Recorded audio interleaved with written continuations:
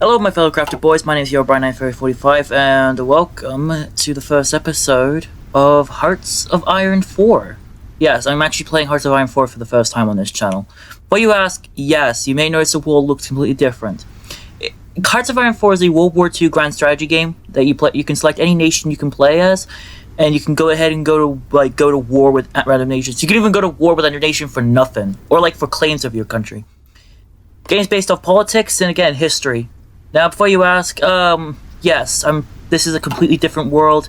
No, I did not do any weird tweaks or anything. This is a mod that I downloaded for Hearts of Iron 4 called Kaiser Redux Mod. Now, basically what it is, it's meant to be like a combination of all submods together for Kaiserreich, which is, what if Germany won World War I? And you know what, Germany's world empire doesn't seem that bad, that big. Look at this. They got colonies in Europe, they've got colonies in Africa, they got colonies in Asia. Oh yeah, by the way, quick before discussions. Yeah, Osam's country is Dutch. Sorry, Osam. I really wish I didn't. Sorry to the Indonesian people there. But at the same time, Flightspot's country is also populated by the Americans, so isn't that great? Anyway, so today we're going to be playing as the Russian Republic today. Now, there's a reason why I want to play as the Russian Republic. It's because, first of all, it's big, so, you know, enough room for me to take care of crap. And also because, this certain nation has, actually destroyed the Empire, so now we're going to be playing as a Republic. Basically, our goal is, and by the way, you may be wondering, wait, why the Russian Republic? What happened to the Soviet Union? First of all, the Germans intervened in the war against the Soviet Union. So basically, the Soviet Union ended up being crushed by the White Russian Republic. The White Army won the Russian Civil War, and now we got these dudes instead of the traditional Red Army guys. However, if we decentralize our economy enough, we can actually get the Russian Socialist Republic, which is still equivalent to the Soviet Union. So anyway, and yes, there's also the Kingdom of Canada as well. Here's a story about Kaiserreich, by the way. So Germany won World War I. America didn't get involved. Germany actually beat the French and the British. And then all of a sudden, Britain and France fell into a revolution, as well as Italy. That's why the Italian Federation, the Socialist Republic of Italy, exists. We've also got the Austro-Hungarian Empire, which is which looks like divided, but it's still united. Like you can see, Austro-Hungarian Empire. But you also got these guys, the Chinese warlords. And they're all under the Qing Imperial, under the name of the Qing Empire, which is led by the Qing Imperial Authority, which is basically led by Puyi, who, true fact, in real history, actually led the Empire of Manchuria in World War II.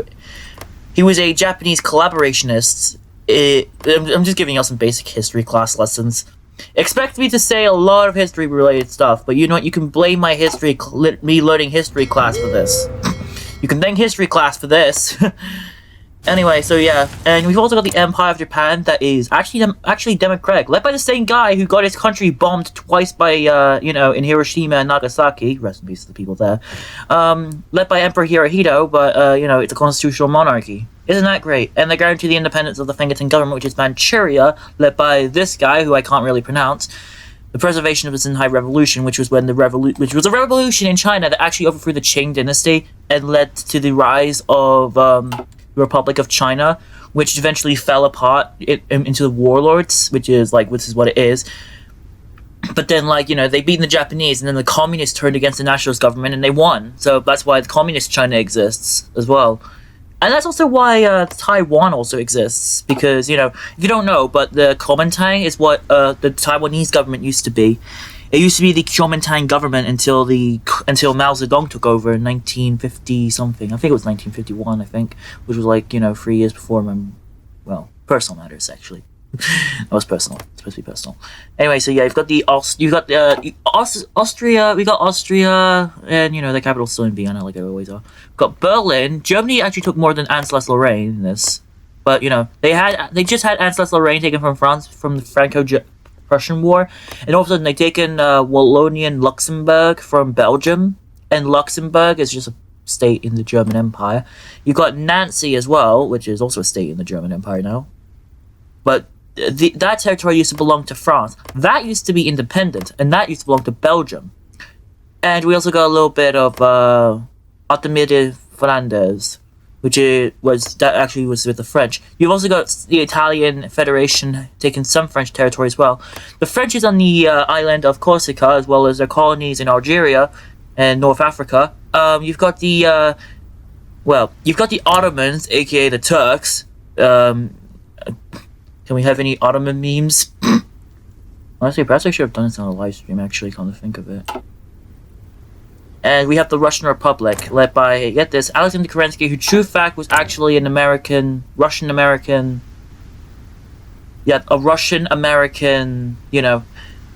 do I say this? A Russian-American lawyer who actually spoke out against the Soviet Union back in, 19-something. I don't know, but he died in 1980s. Now, however, he won't last this very long because, as you may know, it's already 3rd of January because I had the AI help me establish some army troops. We got our field marshal is Petro Rengo, who's also the Black Baron. We've got Lord Konokov, Anton Denkin. Now, these guys were in charge of the Russian Republic when the Russian Civil War broke out. No, it was this guy, Alexander Kochlak, who, true fact, I was actually making a joke out of it in my Skyrim series when I was confusing him for, Kodlak. Yeah, Kodlak Whitemane. I was calling him Kodlak Whitemane. I just called him Kochlak of a Whitemane. Kochlak. They both sound the same. And look, Kochlak Puch. It's basically, the Russian equivalent to the beer hurl push. And I'm looking at you, Germany. Right there in Munich. Anyway, let's not make any political statements and not go through history. Let's just play the grand strategy. So, yeah, all we gotta do is just wait around. We're just basically doing nothing. This is gonna be the most boring game I'm ever gonna play.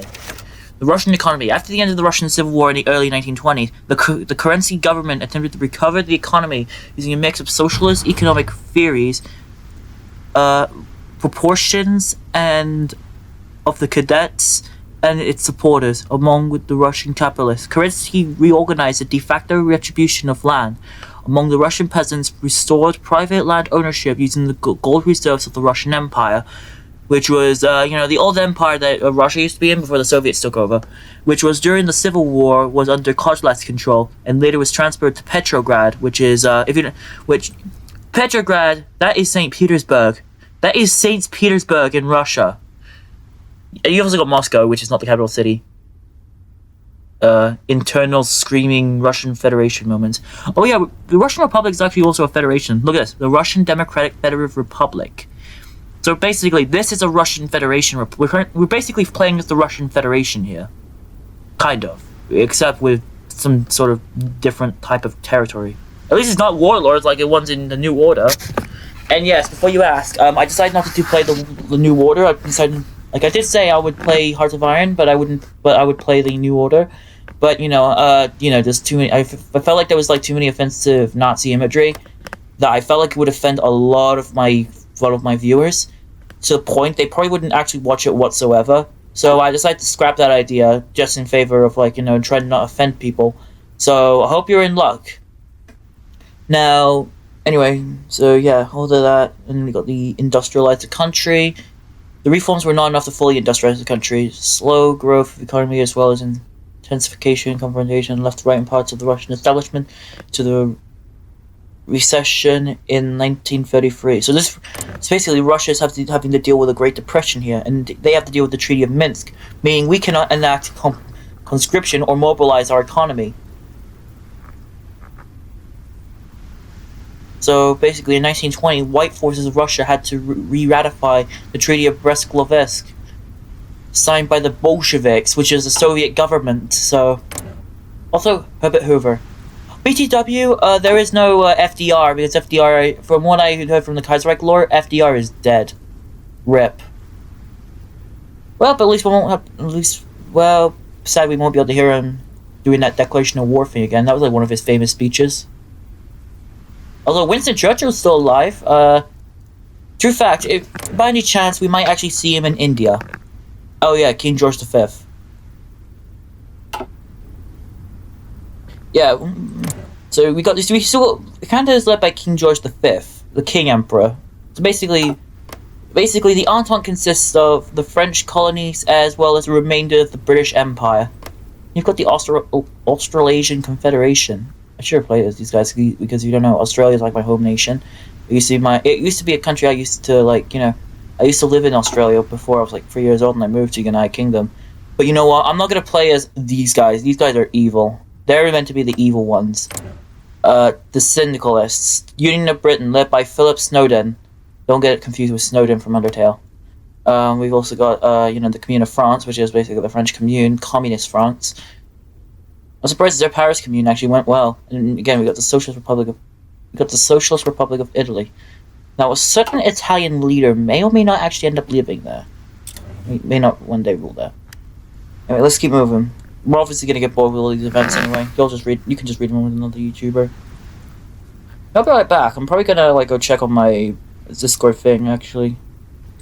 And also because the long waits will take a long time for me to do, so it's gonna be like a long thing. Alright, just after I said that, yes. The Assassination of Karensky.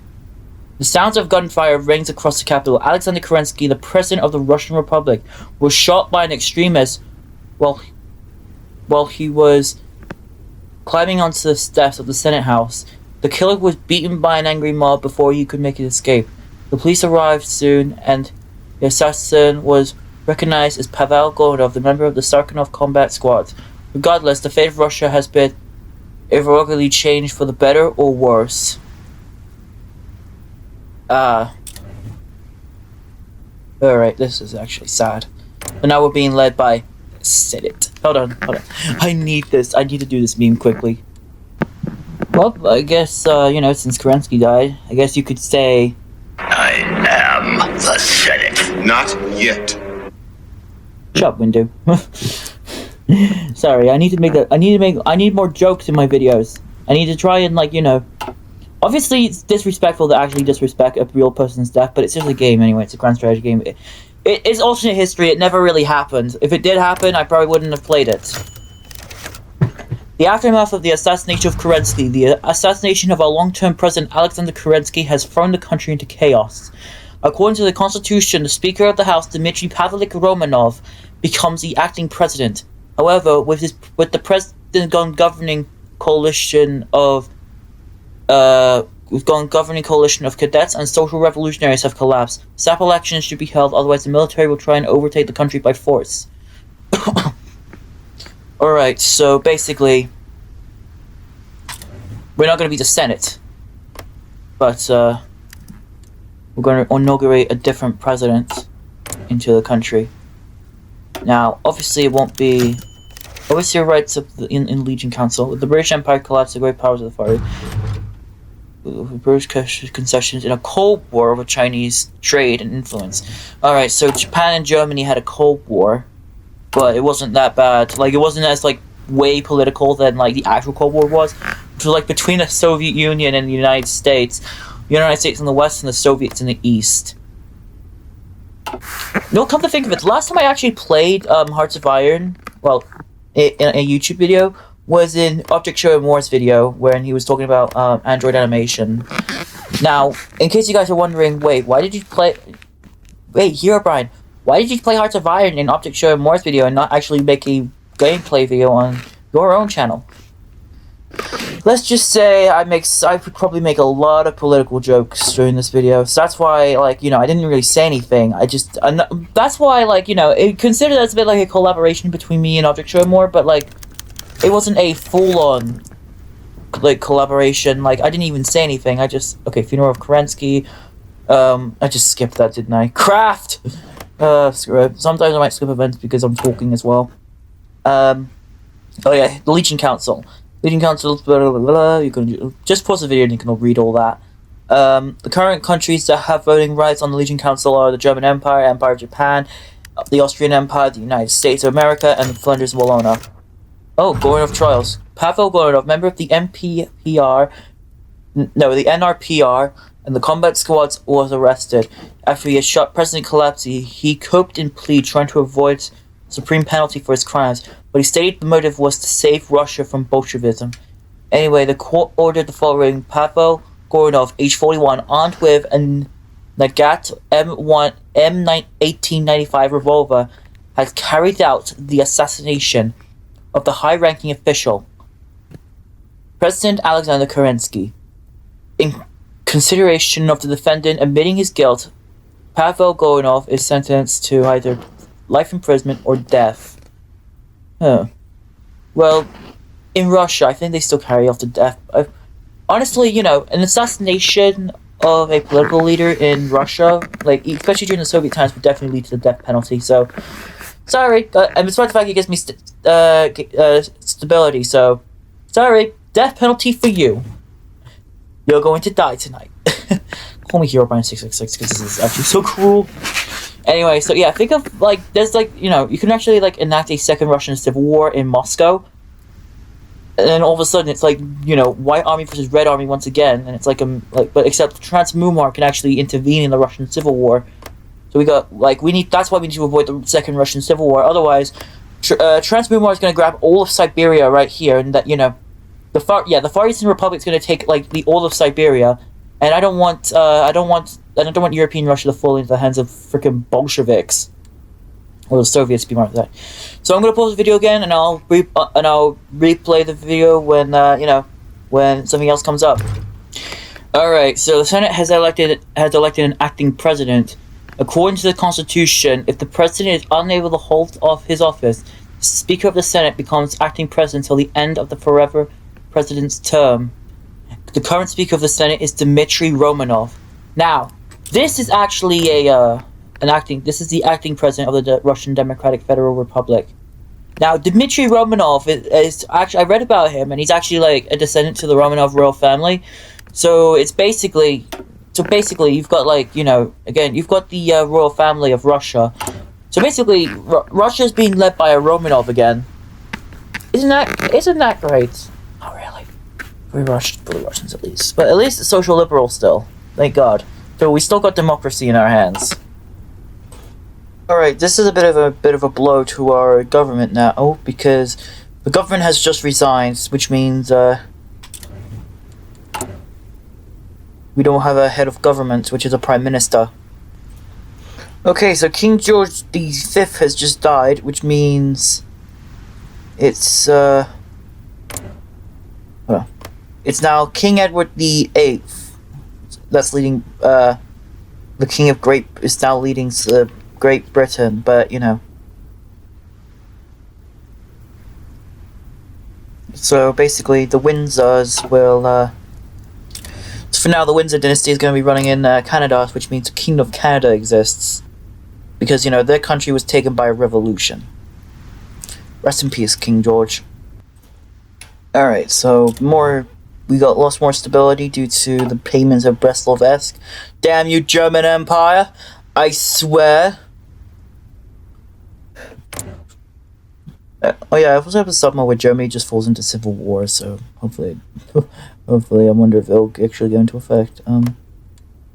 Alright, these guys are part of the Mitteleuropa. As well as these guys.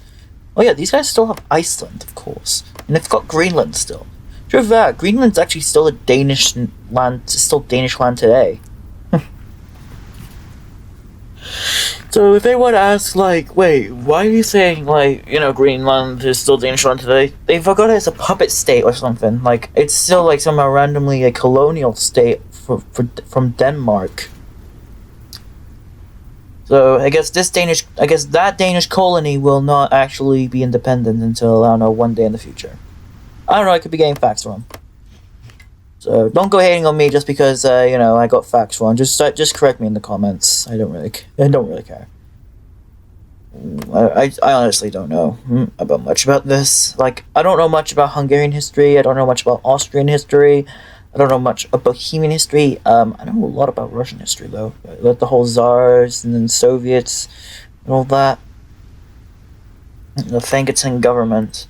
No, the collapse of the Soviet Union was way too recent. Like, I felt like it was like way recent. But you know, that was back in like 1991, so it's probably gonna be history right now. Afghanistan declared war on the Dominion of Delhi. Oh. Okay. The 5th Anglo-Afghani War. And the Berlin stock market has just crashed.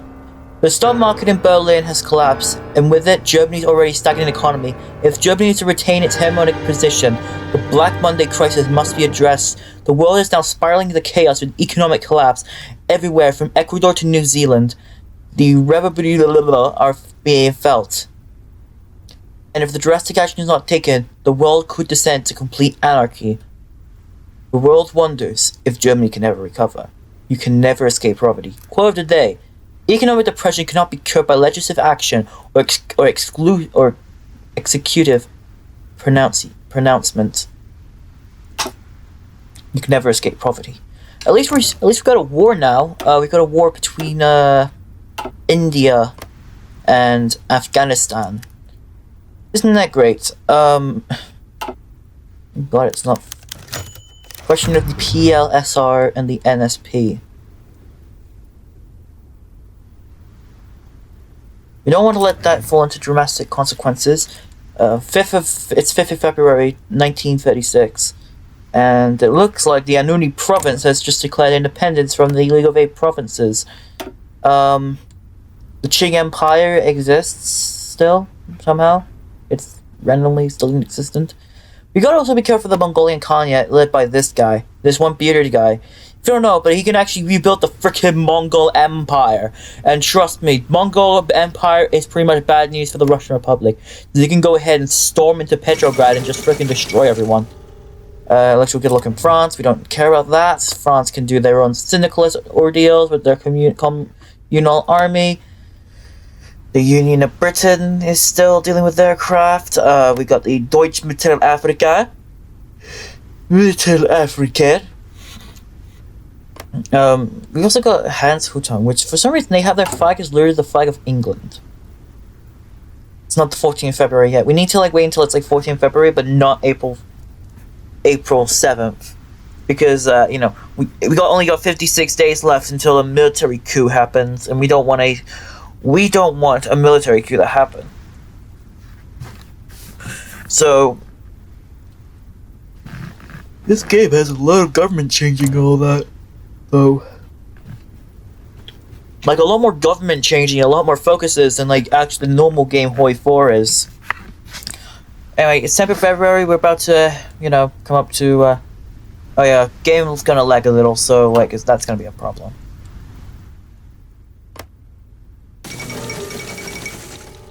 Poland declares the Republic. Ooh, so we got a Polish Republic. Led by the Sejm. The Sejm. The Sejm. Well, of course, Poland doesn't actually have any royals, so it would make sense for Poland to become a republic for this part. So, long live the Polish Republic, and long live the Russian Republic. Kuban asked for a bailout. We don't negotiate with traitors. We don't negotiate with traitors to the state. If you like, you can declare war on us, but we'll just go ahead and annex you back into Russia. Black Monday hits Russia. Almost 2 weeks ago, the Berlin stock market exchange plummeted in the bottomless depths, throwing Germany's economy into unprecedented crisis. Now, the shockwaves of crash has reached Russia. German and Czech-owned companies have been closed down or laid off their workers. The Russian ruble is losing value, and the resource exports are shrinking. Oh, we can also call for a snap election now. So, by the way, we're gonna try and proclaim the Eurasian Union. If you don't know, but the Eurasian Union is one of those the Eurasian Union is one of the paths that you can actually take for Russia.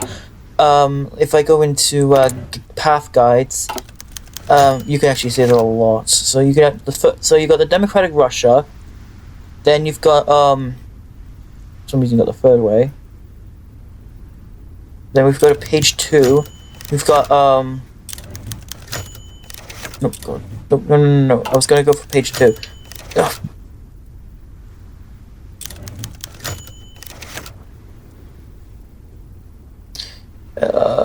We can get the Eurasianists, and we can actually, we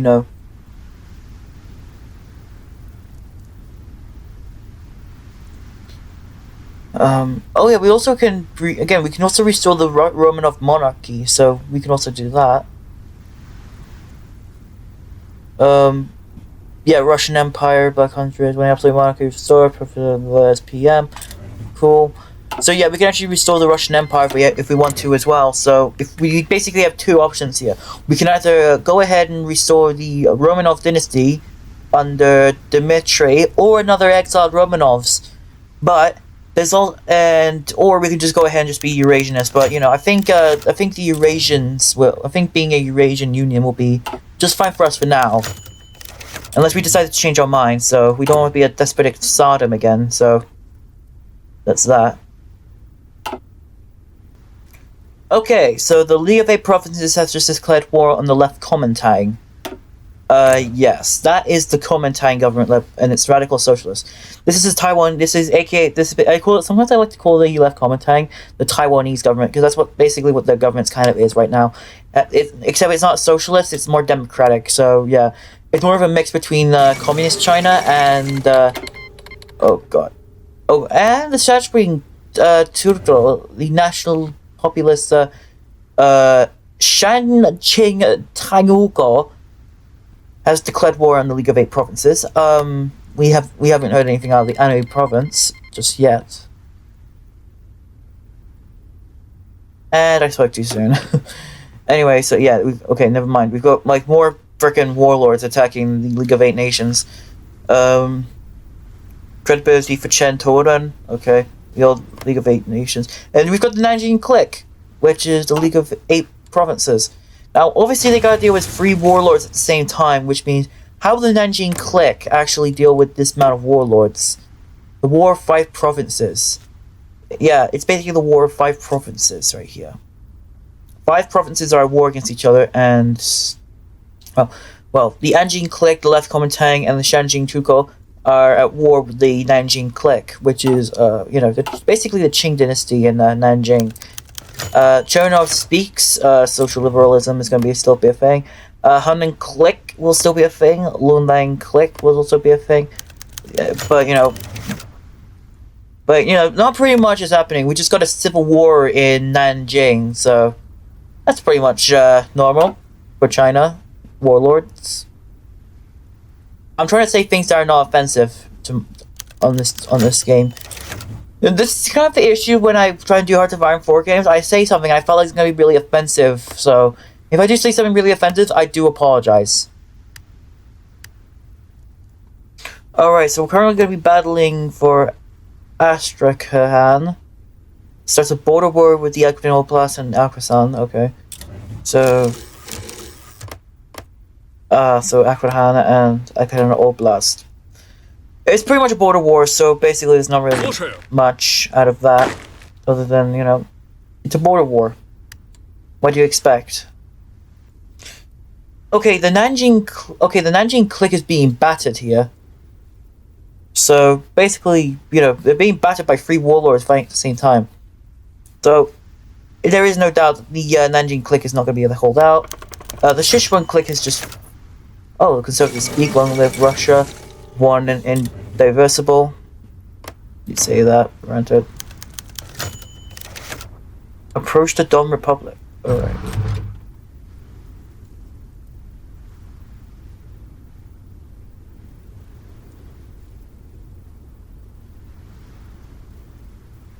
Let's actually try and seize that land let's just seize the land.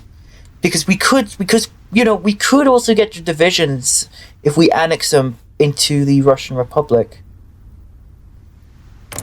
And also it looks like we actually just take in Australasian. Khan. We just took Astrakhan and lots of peasants. Oh, no one cares about. Okay, so they rejected our demand, so that means a state of war now exists between the Russian Republic and... Внимание! Так точно! Yeah, a state of war now exists, so good job.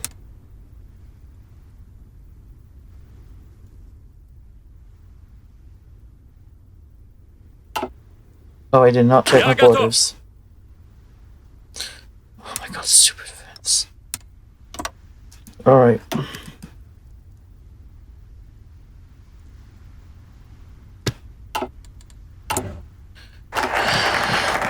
Increase taxes, of course. We'll increase the taxes of our people and wait until the Russian Revolution happens. Initial recovery, hope this continues. Okay, so we're having a bit of a book run speaks, so we got the radical socialism. They made their choice, so we're gonna go to war with these guys.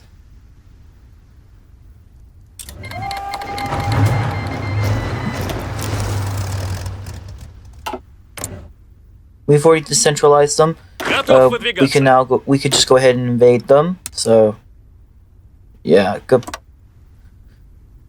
Don't call me a power-hungry warlord for this, people. You know, literally, this is what Russia kind of was like. You know, teleport. I'm just gonna. Oh yeah, I was actually planning to I chose Portugal because I need the AI to, like, you know, do something for me. Alright, so devalue the ruble. That's what we need to do. Need the rubles. We need the rubles. And the NSP and the PLSR a coalition has just been announced between syndicalism is on the rise in Russia, which is crap.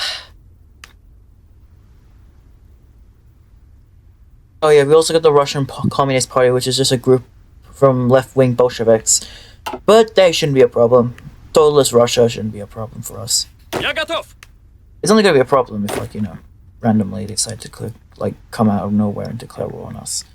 Let's actually start. Okay, let's get the war started. So we got the front lines started.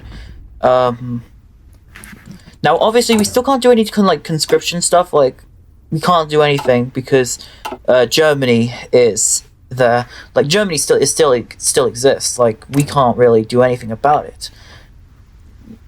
Like, you know, we gotta keep up with the payments of Brest-Litovsk, so basically we're currently screwed. Oh, the Nanjing clique has just fell, and it's all been divided up between the warlords, the free warlords of the left Kuomintang government, the Anjing clique, and the Shanqing Tuko, which somehow whose lands look pretty cool. I really wish the Japanese, actually. I don't know why. The Japanese could have taken this. Honestly, imagine Japan just, like, randomly declaring war on this warlord and just fully invaded it. So that means they have, like, a foothold in China. So that way they can just go ahead and just breeze through China. Or, you know, at least, like, you know, invade all that, proclaim a reorganized government of China, and then all of a sudden invade the rest. Otherwise, you know, join Manchuria, invade that, and then you have, like, a bit of a foothold in China, go down to give you a tough challenge.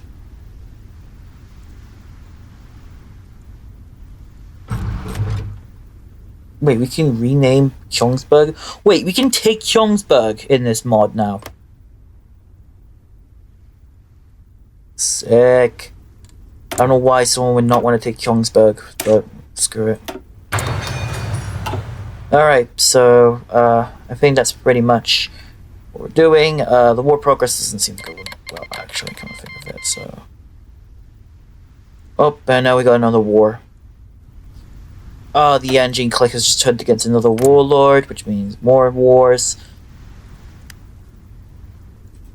An alliance between Mongolia and Tibet now exists, so they're basically preparing war against the Ma clique and the Zhejiang clique, so we gotta be very careful of that. Alright, so we managed to fully devalue the ruble. Our war against, we got a stalemate here. So we're gonna, you know, deal with that. Let me check my recording as well. What's my... Oh, 1.1 gigabytes, okay.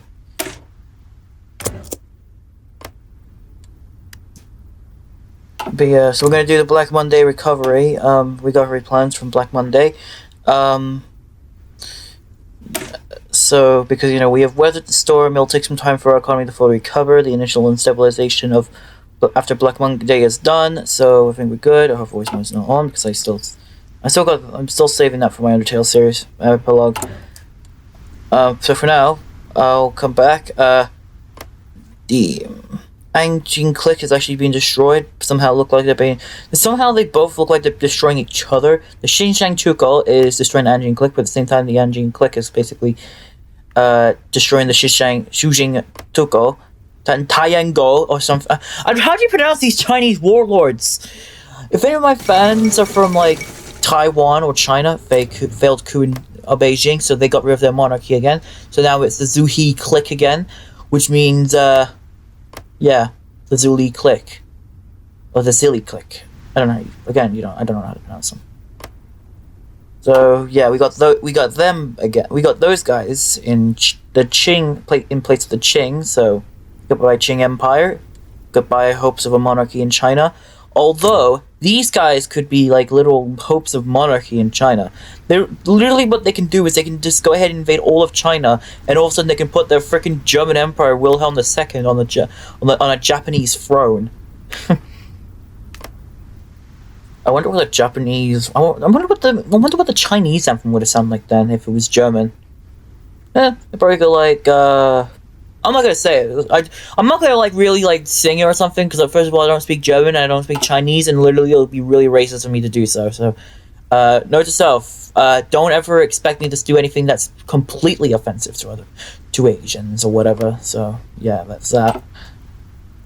I'm probably gonna be told to get rid of this video later. Alright, so good news, I actually managed to destroy the Kamla Khanate, which somehow they must have put the Khan on the throne or something. So now we've actually taken the Khanyan Khanate, so now the Khanyan Khanate is now ours. Oh yeah, we need to make a front line in we need to make a line in Kazakhstan. So we're gonna send some troops to Kazakhstan, and prepare ourselves for anything else that could be the worst. Kingdom of Ukraine. At least I got Crimea, at least. Oh my god. Yeah, Eastern Ukraine is like in freaking chaos in our world. We got White Rufina, which is... Yeah, we got White Rufina, which is Belarus. Yeah, that's Belarus. How I know? Because it's right where Belarus is. Integrated, obviously. We're not gonna let like a freaking Buddhist state actually go ahead and be free just yet. Like, we're gonna proclaim the Eurasian Union, and like when it comes to the Eurasian Union, these countries will not be spared of their independence. They're all gonna be part of the Union of Eurasian Republics. Oh my god. And now the Anjing is now at war with the left Kuomintang government. So yeah, good job, Anjing. You're basically fighting a two-front war here. So it's going to be an Anjing left KMT war, which means, oh, well, actually, they're probably going to be screwed, actually, come to think of it. Because I think they got manpower as well. So they got a mix of manpower, 30 divisions, 12 divisions, 9 divisions. Yeah, I don't know who's actually going to win. Like, I'm pretty sure the Anjing clique is actually going to win. Oh, we got our elections. So we're gonna elect the, oh my god.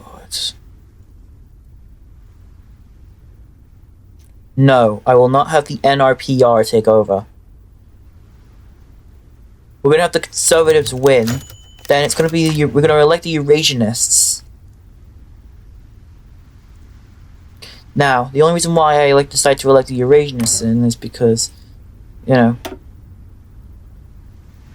So now we can now now that we have elected the Eurasianists, we can now go to Eurasianism. Alright, so we did not have enough votes in the Duma for our majority vote, so we're not going to have an NRPR collaboration because they're bad. The VNS, however, are more conservative, so we're gonna have the Democratic VNS, the conservatives, on our side. So the Russian Conservative Party will be on our side for this part. Alright, so we need to form a cabinet of ministers, so we're gonna go for a historian Eurasianist. Eurasianism is still going on smooth, so we do have hope for that part. Jesus Christ. We're gonna go for another Eurasianists.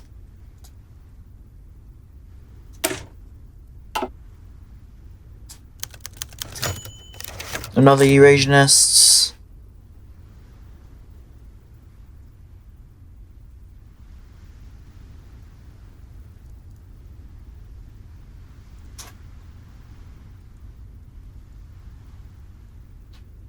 Nothing coming up now, so we're gonna pause again. Alright. Alright, so it seems like the Mongolian Alliance has just changed. So now instead of being called the Mongolian Alliance, it's called the Brotherhood of Eurasia. Well, that's a little bit, that is a little bit, that.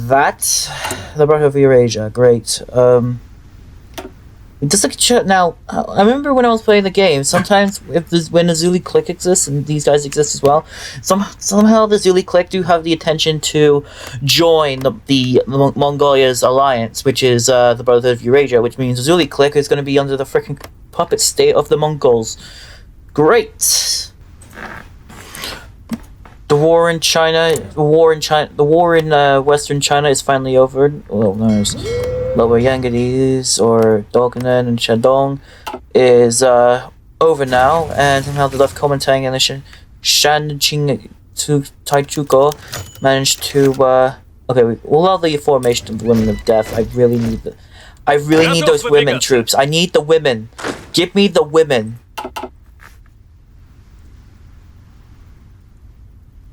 They're going to Kazakhstan, so that way we can build up our troops. I've only got 1.3 gigs on this, so that's nice. Only wasted that much. Left Kuomintang. Eurasianism is actually rising. So yeah, left Kuomintang and the Shanxing Tokugo has risen more. Now the Shanxing thing to go is okay, we can actually appoint a Romanov. I meant to. Alright, so we can actually appoint a president now. So we'll appoint a Romanov because why not? Romanov seems to be more of like, historic. So now they are an autocratic charmer. Okay. Oh, we can also have the Duma allow the formation of the Eurasian Union. So we'll do that.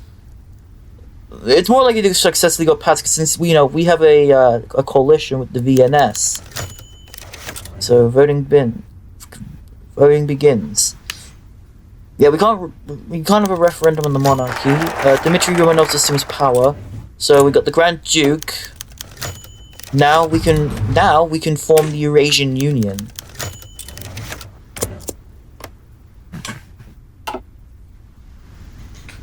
Alright, so we got the Eurasian Union ready.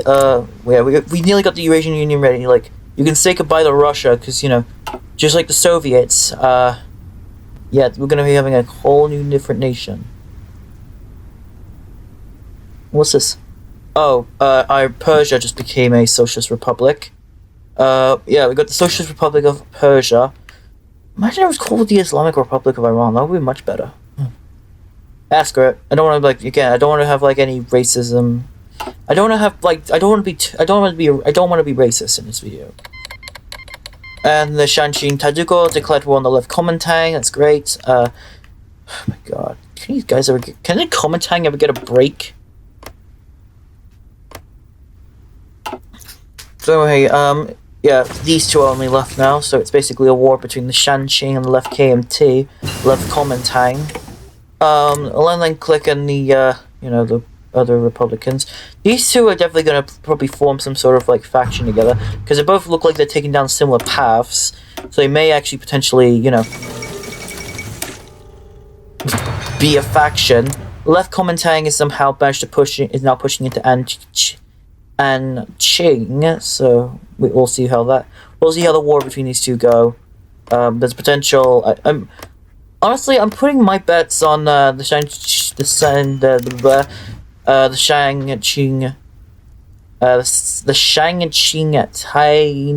Guo. So yeah, who knows? They could probably win this, or not. Actually, come to think of it, because the Kuomintang actually is putting off a lot of footholds, and they've already.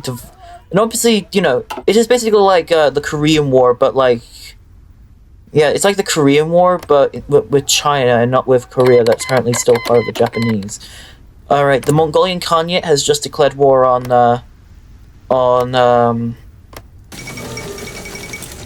there's a coup in Siam, which is Thailand. The Mongolian Khanate will the Brotherhood of Eurasia and Tibet. Yeah, the Brotherhood of Eurasia is now at war with the Zhejiang clique, Hami, and the Maklik. So that's that.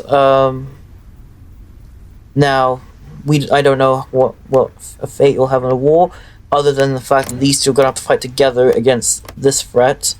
Now there could be potential that Hami can actually rebel, and then all of a sudden it's like East Turkestan that can rebel. So a rebellion could actually change the tide of the war, putting it in favor of the Mongolian Khanate and the Tibet, as well as Bhutan as well. Bhutan also is part of this war, so we'll see how that goes between everyone.